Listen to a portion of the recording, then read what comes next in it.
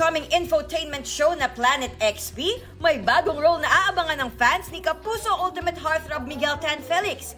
Ipinakilala si Miguel bilang bagong ambassador ng advocacy campaign na Be One Tama, na goal ma-promote ang mental, emotional at social growth. Dagdag si Miguel sa One Tama ambassadors ng GMA Network, kasama sina Boy Abunda, Chris Chu at Dingdong Dantes. Sabi ni Miguel, sakto ang advocacy sa kanyang bagong show.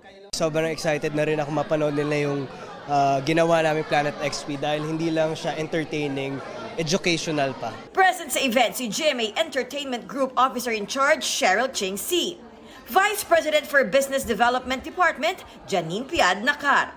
At ilang opisyal ng National Council for Children's Television at ilang piling broadcast journalism students.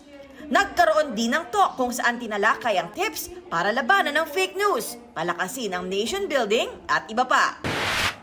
Para sa 4th anniversary ng pambansang game show na Family Feud Philippines, nakausap via video call ni Dingdong Dantes ang American TV host na si Steve Harvey ng Family Feud sa US.